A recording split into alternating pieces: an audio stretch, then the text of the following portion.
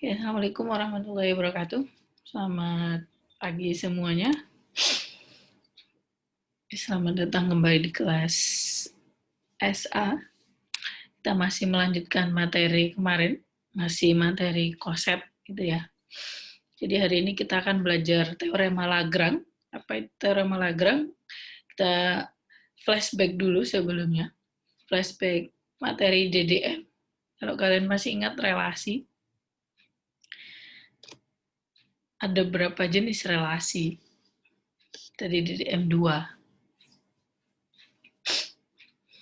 Kita belajar ada namanya relasi simetris, refleksif, transitif, terus ada relasi ekivalen gitu ya.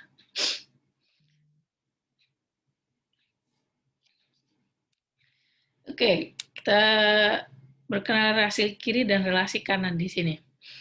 Misalkan G itu grup terhadap operasi star dan H subgrup dari G.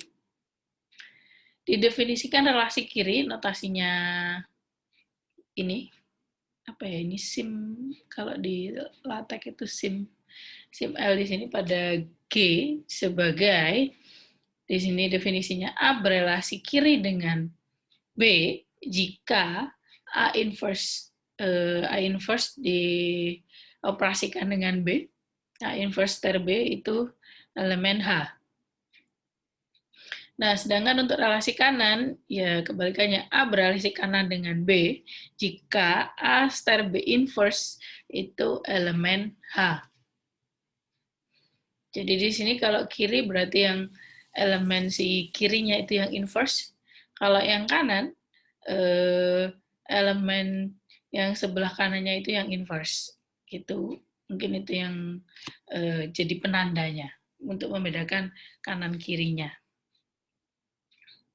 Nah, kita akan tunjukkan bahwa relasi kanan ini, relasi kiri atau relasi kanan ini bersifat simetris, refleksif, dan transitif.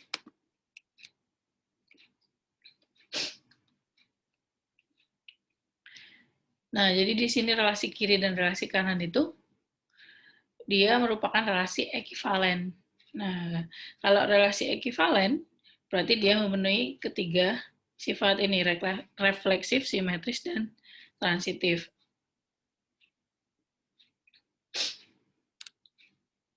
Nah, di sini dibuktikan relasi kirinya saja, untuk yang kanan serupa nanti.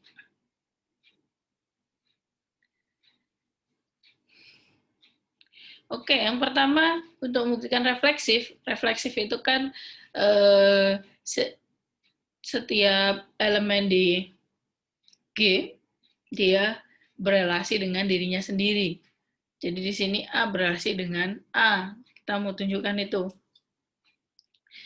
Nah, di sini berarti kan apakah A berelasi dengan A, berelasi kiri, itu kan maknanya apakah A inverse kali A itu ada di H, gitu kan.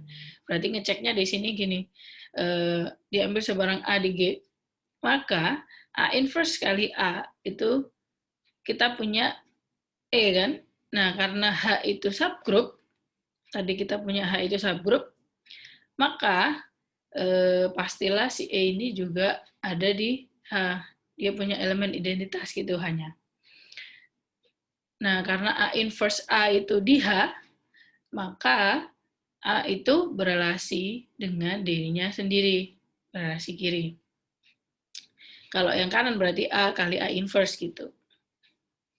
Nah, untuk yang simetris, berarti kita ambil sebarang dua elemen di G, di grup G. Ketika kita punya A berelasi dengan B, maka kita tunjukkan B itu juga akan berelasi dengan A. Jadi bedakan di sini A berelasi dengan B, yang di sini B berelasi dengan A. Ini kan maknanya kita punya A inverse B di H. Nah, kita akan tunjukkan bahwa B inverse A itu juga di H. Nah, jadi di sini kita punya A berelasi dengan B, maka A inverse B itu di H. Dengan karena si H itu subgroup, maka inverse-nya juga di H, gitu kan.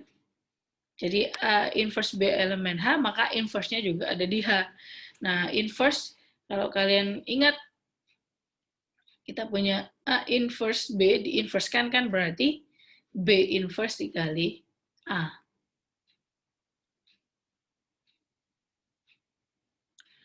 Nah, ini juga di H. B inverse A di H itu kan maknanya B berelasi kiri dengan A. Nah, kalau yang transitif, kita punya 3 elemen di G yang bersifat, jadi diambil sebaran 3 elemen di G yang bersifat A berelasi B dengan B berelasi dengan C, maka kita akan tunjukkan bahwa A itu berelasi dengan si C. Nah, kita punya 2 ini. A berelasi kiri dengan B, berarti kan A inverse B di H. Dan B berelasi dengan C, maka kita punya B inverse C di H juga. Nah, dari sini kita kalikan dia. Kita operasikan A inverse dengan B inverse C, karena keduanya di H, otomatis hasil operasinya juga di H juga, gitu. Sehingga kita punya di sini A inverse B dikali dengan B inverse C, berarti di sini ada B inverse. Ini kan identitas. Jadi kita punya A inverse C. A inverse C ini menunjukkan bahwa A berelasi kiri dengan si C. Jadi di sini kita sudah menunjukkan relasi kiri ini memenuhi refleksif, simetris, dan transitif, sehingga kita sudah membuktikan bahwa relasi kiri ini merupakan relasi ekivalen. Nah, yang kanan ya sejalan, tinggal dikalikan pengalinya atau inverse-nya dia di sebelah kanan. Nah, apa akibatnya kalau kita punya relasi ekivalen? Masih ingat nggak di DDM? Kalau kita punya suatu relasi ekivalen, maka kita akan punya apa?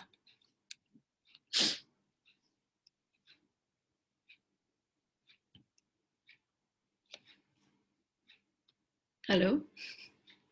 Mana ini? Belum ada yang on.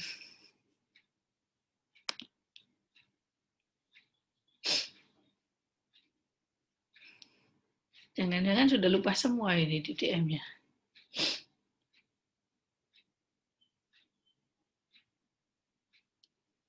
Anda yang ingat, kalau kita punya relasi ekivalen, maka kita akan punya suatu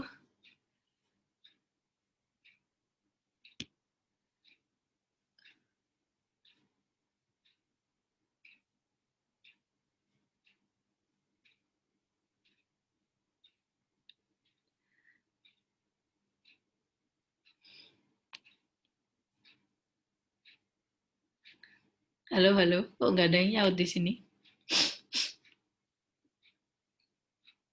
Ada orang yang nggak ini. Lupa, Bu. Apa? Lupa. Buka apa? Lupa. Kamu absen aja lupa, pemana materi. Iya, makasih Bu. Untung diingetin. Thank you.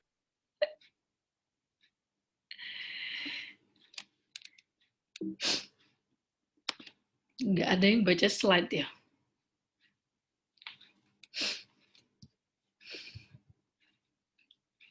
Jadi kalau kita punya relasi ekivalen, maka kita akan punya suatu kelas ekivalen di sini. Apa itu kelas ekivalen? Jadi misalkan kita punya A di G, maka kelas ekivalen A di sini, yaitu semua elemen di G yang berelasi dengan A. Berarti di sini semua elemen di G yang mempunyai sifat ini. X inverse A elemen H. Atau dengan kata lain, X inverse A itu sama dengan H untuk suatu H di H. Nah, kalau kelas ekivalen yang relasi kanan, ya berarti tinggal dibalik aja inverse-nya. Berarti semua elemen di G yang berelasi kanan dengan A, yaitu di sini XA inverse di H, atau XA inverse sama dengan H untuk suatu H di H.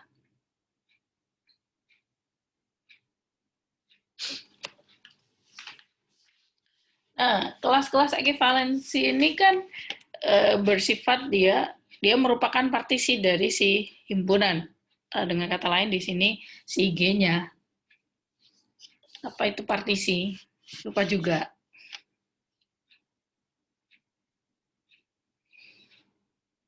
Apa partisi?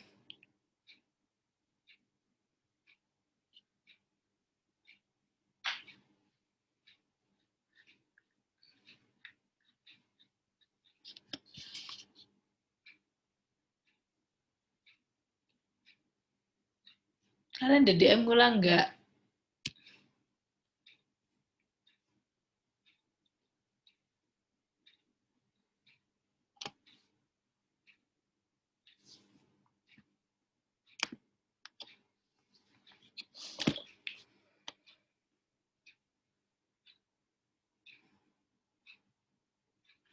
Halo, halo. Apa itu partisi? Partisi himpunan. Coba googling ya. Kalian ini sudah bangun atau belum sih? Kok nggak ada suara sama sekali?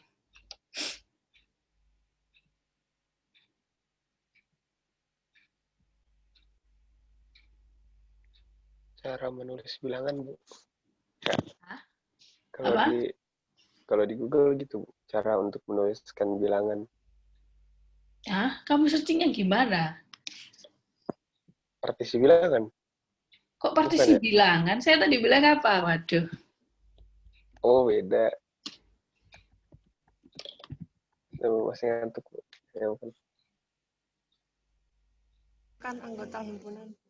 Partisi himpunan apa? Mengelompokkan anggota himpunan. Pengelompokan anggota himpunan. Seperti apa contohnya? Kalau misalkan saya punya Z, kita bisa mempartisi Z seperti apa? Dan bilangan positif, himpunan Bilangan 0. positif, terus? Negatif 0. Oke. Itu salah satu contoh partisi himpunan bilangan Z. Ada yang lain? Jadi partisi itu sifatnya bagaimana? Masa di DM lupa sama sekali, Rek. Apa partisi? Kalau misalkan tadi Z,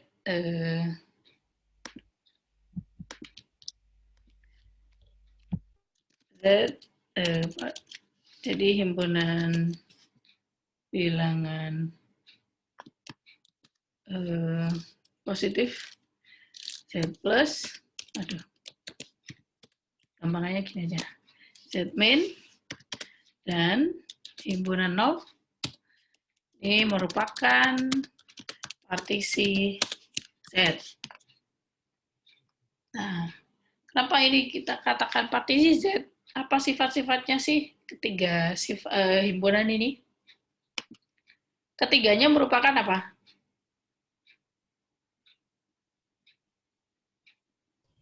Subset. Subset dari Z. Selain subset, dia apa lagi? Z plus, Z min, dan himpunan 0 itu kalau digabung itu jadi Z. Dibagi? Gimana maksudnya dibagi? Kan Z plus gabung Z Nah. min, gabung himpunan 0 itu sama dengan Z.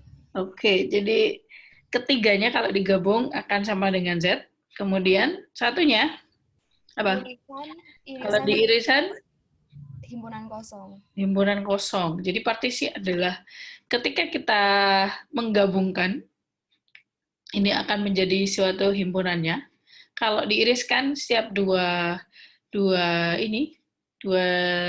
himpunannya, himpunan bagiannya, dia tidak ada atau himpunan kosong. Jadi kalau Z plus diiris dengan Z negatif, dia kan tidak ada himpunan kosong kan irisannya. Begitu juga dengan yang 0 ini. Oke, jadi sifat partisi itu. Nah, ternyata dari sifat relasi ini, jadi kelas ekivalen ini sama dengan koset kanan dari H. Untuk A, yaitu HA. Kalau AL, berarti dia koset kiri. Kalau yang koset kiri ya serupa juga, jalannya masih sama. Nah, di sini untuk menunjukkan kelas ekivalen kanan, itu sama dengan HA, ya berarti ini kan keduanya sama-sama himpunan, berarti ya, tunjukkan dia saling subset seperti biasa. Jadi di sini diambil sebarang elemen di sini, kita tunjukkan dia ada di HA. Sebaliknya, kalau kita ambil sebarang elemen di HA, kita tunjukkan dia ada di kelas ekivalensi kanan ini. Oke, jadi diambil sebarang X di kelas ekivalen kanan di sini, maka kita punya XA inverse itu di H. Nah, di sini berarti XA inverse sama dengan H untuk suatu H di H. Karena XA inverse itu di H, kita kan mau tunjukkan bahwa X ini ada di HA, gitu kan? Nah, sehingga di sini tinggal pindah aja si A-nya. Kita kalikan A dari sebelah kanan, maka kita dapatkan X sama dengan HA. Nah, karena di sini H kali A, berarti di sini dia elemen si HA, koset HA. Sehingga kita sudah menunjukkan bahwa si kelas ekivalen kanan di sini itu subset dari HA. Nah, kalau si HA subset kelas ekivalen di sini, ya sama serupa. Jadi kita ambil sebarang Y sama dengan HA, maka Y bisa dituliskan sebagai KA untuk suatu K elemen di H. Nah, Y sama dengan KA, kita kan tujuannya mau menunjukkan dia ada di kelas ekivalensi ini. Berarti kan XA inverse gitu kan bentuknya. Nah, berarti di sini dari Y sama dengan KA, ini kita ubah jadi YA inverse sama dengan K. Berarti ini mengalihkan A inverse sebelah kanan. Nah, sehingga di sini K sama dengan YA inverse. K itu ada di H, berarti YA inverse juga ada di H. Nah, karena YA inverse ada di H, maka ini menunjukkan bahwa Y berelasi dengan A, gitu kan, dari sebelah kanan. Nah, ini berarti Y itu ada di kelas ekivalen kanan si A ini. Nah, karena kita sudah menunjukkan saling subset, berarti kelas ekivalensi ini sama dengan si koset kanan. Nah, karena dia kelas ekivalensi atau koset itu sama dengan kelas ekivalensi, berarti koset itu membentuk partisi.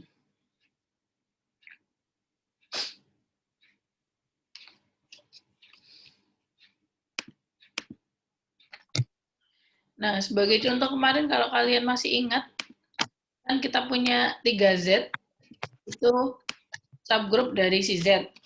Nah, kita punya koset-kosetnya berapa saja kemarin? 3Z. Siapa lagi? 3Z.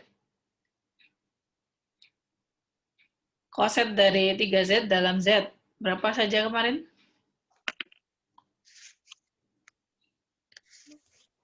3Z1. 3Z plus 1. 3Z plus 2. Ada 3 ini ya. Nah, ini suatu partisi Z. Nah, jadi di sini kalau kita gabungkan, kita punya 3Z 3Z plus 1 digabung dengan 3Z plus 2, ini akan sama dengan si Z kan. Nah, kalau diiriskan, aduh, irisan pakai apa ya? 3Z diiris dengan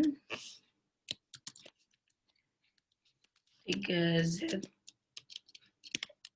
plus 1, itu sama dengan himpunan kosong.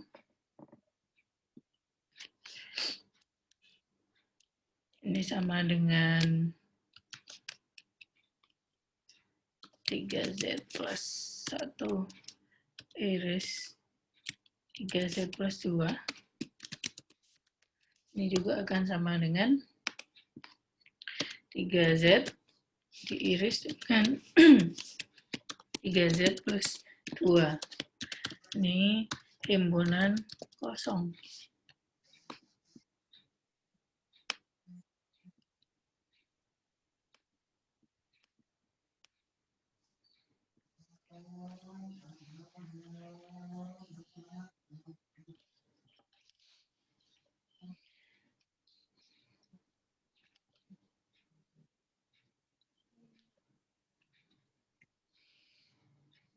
Oke, karena dia partisi, suatu koset itu adalah partisi, pasti elemen dari si grup G itu pasti hanya termuat di satu koset saja. Jadi misalkan di sini kita punya 2 elemen di grup G, kemudian kita bentuk koset di sini, HA dan HB kan. Nah, pasti kemungkinannya adalah salah satu di antara 2 ini. Jadi 2 koset ini bisa dia sama dengan atau irisannya kosong. Jadi ini yang bermakna tadi saya bilang, setiap elemen dari G pasti hanya berada tepat di satu koset saja. Jadi kalau kalian lihat di sini, 1 itu ada di koset mana? 3Z plus 1. 3Z plus 1. 2 ada di 3Z plus 2. 3 ada di 3Z. 4 dan seterusnya. Jadi setiap kita ambil sebarang elemen di himpunan bilangan bulat, pasti dia hanya termuat di salah satu koset saja, nggak bisa double. Karena si koset-koset ini tadi, partisi itu tadi, memenuhi sifat-sifat yang ini.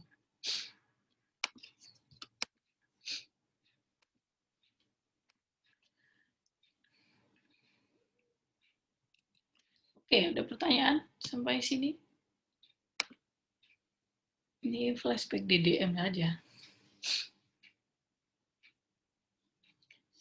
Seperti kemarin waktu kita mencari koset 4Z dalam 2Z. Nah, itu kan kemarin saya urutkan kan. Elemen 2 ada di mana, 4 di mana, 6 di mana, 8 di mana, gitu kan. Kalau dia menghasilkan koset yang sama, ya berarti si elemen tadi ada di dalam satu koset. Jadi cara mencari koset gitu bisa diurutkan aja. Nanti pasti dia berulang. Kecuali kalau kosetnya dia banyak. Misalkan koset 50Z dalam Z, kalian harus cari 50 itu.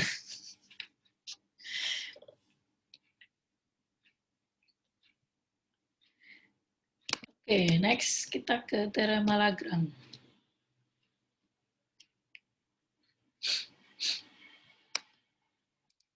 Teorema Lagrange ini biasanya sering keluar soal-soal di soal-soal olimpiade, sering pakai soal teorema Lagrange.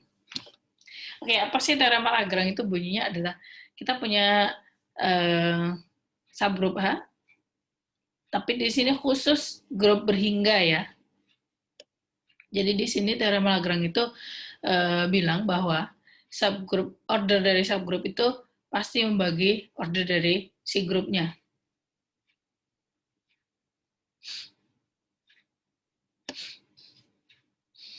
Nah, jangan lupa ini hanya berlaku di grup hingga. Kalau kita bicara grup bilangan bulat, bilangan real, bilangan kompleks, ya tidak bisa pakai teorema Lagrange ini. Oke, kita mau tunjukkan si buktinya. Jadi di sini kita punya G itu grup berhingga, maka otomatis hanya juga pasti berhingga juga kan, subgrup dia. Subgrup kan dia ordernya kurang dari atau sama dengan si G itu sendiri. Kalau G berhingga ya otomatis H itu juga berhingga.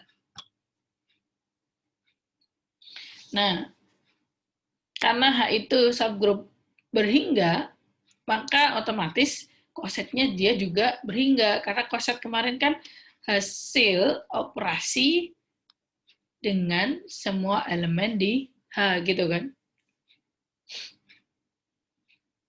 Nah, jadi di sini kita misalkan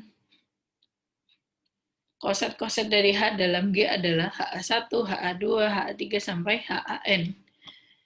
Nah, kita akan tunjukkan bahwa si order dari koset-koset ini itu akan sama dengan si order dari H.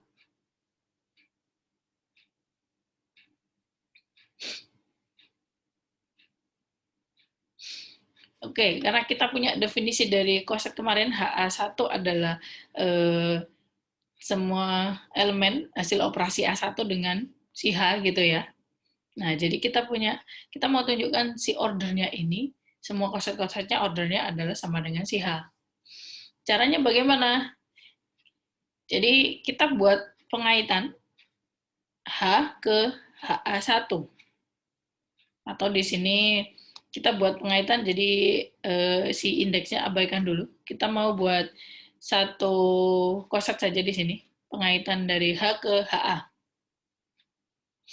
Nah, dari sini didefinisikan oleh, jadi H itu, si H di H besar ini, kita petakan ke HA.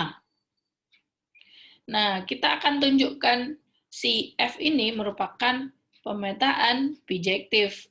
Kalau kita punya dia pemetaan bijektif, maka berdasarkan sifat pemetaan bijektif, maka pasti ordernya atau kardinalitas dari si dari si himpunan ini dia sama gitu kan. Flashback DDM lagi. Jadi kalau kita punya fungsi bijektif di himpunan berhingga, jadi dia kita punya si ordernya ini atau kardinalitas himpunan ini dia sama.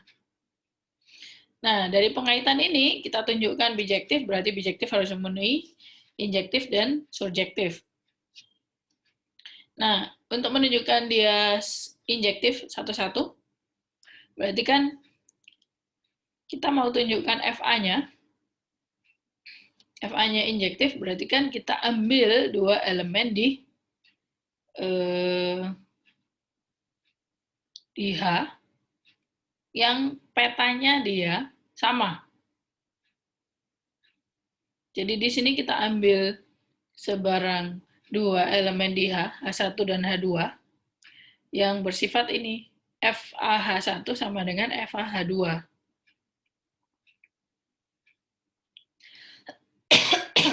Dari sini kan berarti kita punya, kalau H dipetakan ke HA, berarti H1 dipetakan ke H1A. Nah, kalau H2 berarti dipetakan ke H2A. Nah, dari sini dengan kanselasi kanan, kita buang A-nya, kita dapatkan H1 sama dengan H2. Nah, untuk menunjukkan dia surjektif, berarti kan kita ambil sebarang elemen di HA, cari kawan dia di H sini.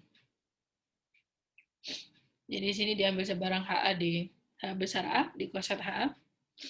Berdasarkan definisi, H itu di H dan FA akan membawa H ke HA. Jadi pasti ditemukan si H gitu kan. Karena kita punya HA, pasti ada si H. Sehingga F itu pemetaan yang bijektif. Nah, karena dia pemetaan bijektif, maka kardinalitas dari si H, HA, dan HAI itu sama.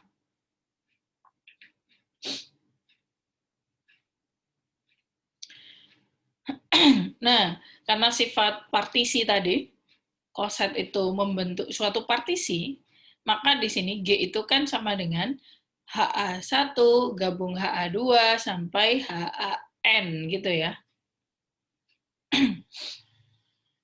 Nah, irisannya dia kosong. Nah, kalau kita punya gabungan ini, berarti kan artinya kardinalitas dari G itu tidak lain penjumlahan dari kardinalitas atau order masing-masing si kosetnya. Jadi di sini kita punya HA1 tambah HA2, kardinalitas atau order dari HA3 sampai order dari HAN. Nah, karena tadi kita sudah dapatkan ini, order dari koset sama dengan order si H itu tadi. Berarti kan di sini order H sebanyak N kali gitu ya. Jadi kita punya di sini order G adalah N kali order H. Nah, ini menunjukkan bahwa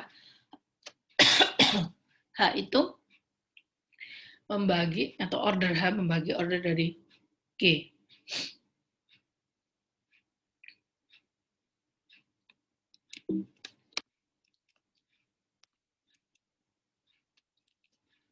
Oke, sebagai contoh misalkan kalian punya Z berapa ya?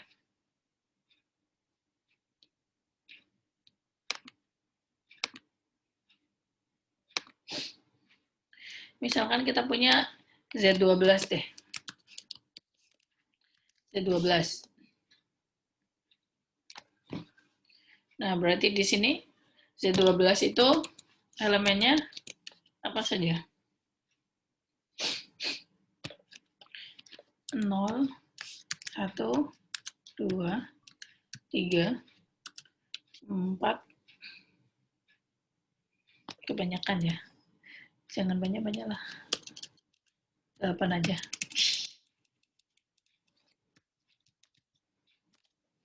Oke. Nah, misalkan saya punya subgroup yang dibangun oleh, ini kan siklik. Misalkan aja anggaplah 2.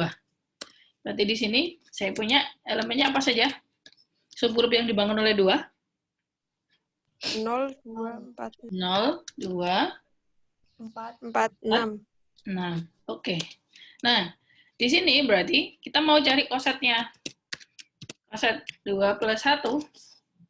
Ini elemennya siapa saja? Berarti kan 2 elemen di ini ditambah 1 gitu kan. Berarti kita punya 1, 3, 5, 7. Gitu ya. Oke. Bagaimana dengan tambah 2? Ini sama dengan apa?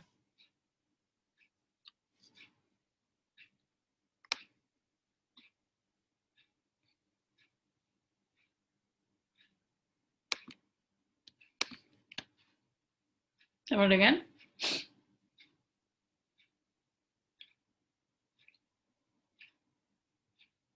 Yuk, kok diam? 2, 4, 6. Sama dengan? Kembali ke situ. Balik ke situ-situ mana? Generator 2. Nah, di sini kan coba perhatikan tadi kan si elemen di grup itu pasti hanya termuat di satu koset gitu ya. Berarti kalau di himpunan yang dibangun 2 ini 0, 2, 4, 6 ini berarti ini sama dengan ditambah 2 sama dengan koset 4 sama dengan koset 6 juga gitu. Nah, yang ini sama dengan 2 tambah 3. Ini tambah 5. Satunya tambah 7. Nah, jadi kita hanya punya 2 koset ya.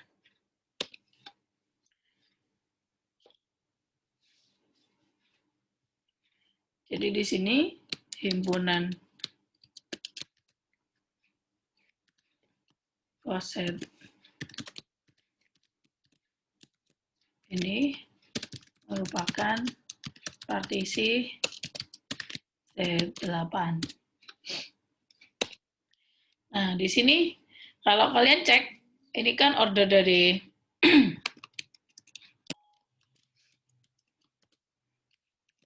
ini kan ordernya sama dengan 4 ya. Nah, 4 ini kan membagi order dari Z8 gitu kan. Jadi di sini order dari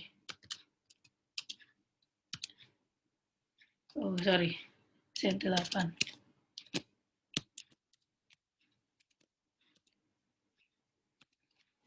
Nah, dari sini kan kita punya order dari subgroup atau koset ini membagi, membagi, ini harusnya kurang tinggi ya. Ya, tanda membagi lagi nih sih. Membagi order dari Z8. 4 bagi 8.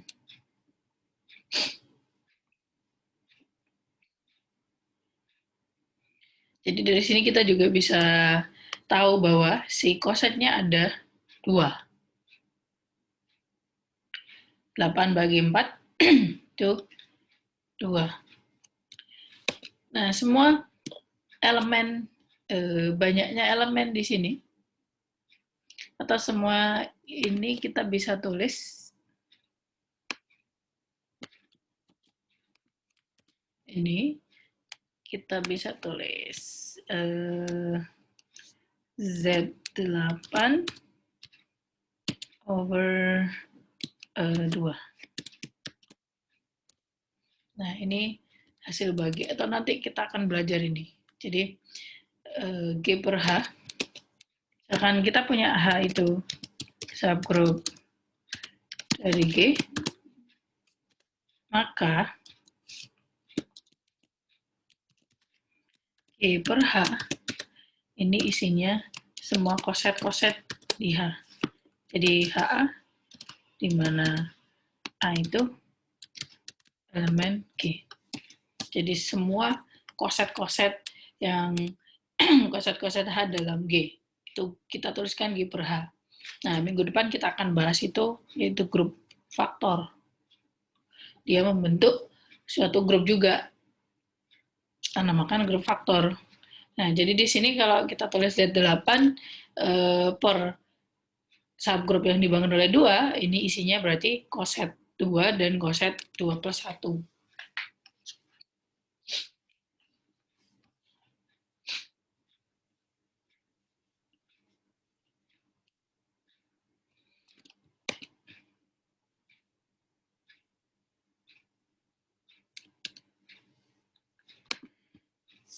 Oke, ada pertanyaan sampai sini?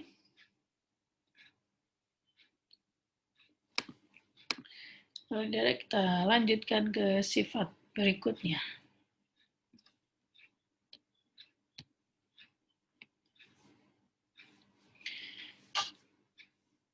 Nah, karena tadi Theorema Lagrange bilang subgroup dari order dari subgroup itu membagi order dari grupnya, khusus di grup berhingga. Nah, di sini setiap grup berhingga yang berorder prima merupakan grup siklik.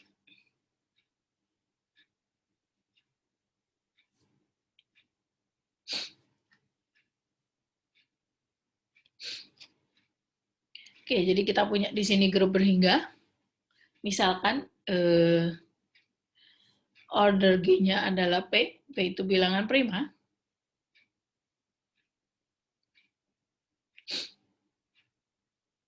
Diambil A elemen G, dengan A-nya bukan elemen identitas. Kalau dia elemen identitas, ya dia hanya himpunan identitas saja, yang isinya himpunan identitas, elemen identitas. Satu elemen saja. Nah, di sini A tidak tidak sama dengan E. Nah, ketika kita mau bentuk atau kita mengoperasikan A sebanyak berapa kali. Misalkan di sini M kali. Nah, ini kan dia subgrup siklik yang dibangun oleh A. Jadi subgrup dimulai dari subgrup dulu. Subgrup yang dibangun oleh A. Nah, maka di sini subgrup yang dibangun oleh A itu pasti memuat A dan E. Nah, misalkan si order dari subgrup ini tadi yang dibangun oleh A itu adalah M, di mana M-nya itu lebih besar atau sama dengan 2, karena dia tidak mungkin 1 karena ada A dan E gitu ya. Maka menurut teorema Lagrange, berarti kan si M tadi, subgrup ini, membagi P gitu kan. Nah, karena P itu prima dan M itu lebih besar atau sama dengan 2, ya itu tidak lain sama dengan M sama dengan si P. Karena prima itu kan si faktornya, pembaginya hanya 1 dan dirinya sendiri kan. Nah, sehingga kalau kita punya M atau subgroup itu ordernya lebih besar atau sama dengan 2, maka ya tidak lain M itu sama dengan si P itu sendiri. Nah, kalau si order dari si subgroup yang dibangun oleh A itu P, ya tidak lain dia akan membentuk si grup G-nya itu tadi. Nah, karena A itu generator dari si G, ya berarti G itu siklik.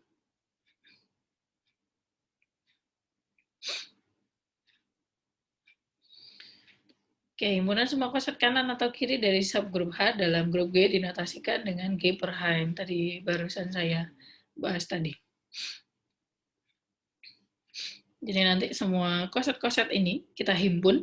Nah, ternyata dia masih memenuhi aksioma grup. Nah, itu kita katakan grup faktor nanti. Kalau kalian baca textbook, ada yang bilang grup faktor, ada yang quotient, hasil bagi. Grup quotient. Oke, kita ke latihan mana yang ada pakai grup Lagrange ya.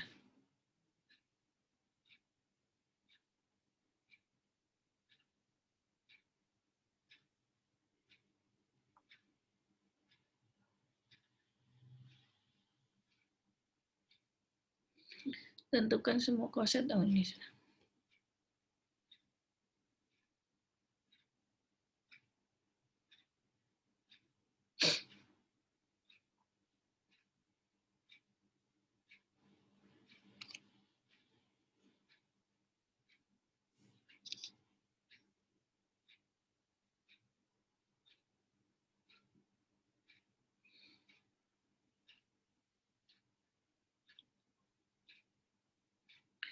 Oke, saya kasih tugasnya sekarang, nanti kita bahas karena waktunya masih lumayan. Mana ya tugasnya?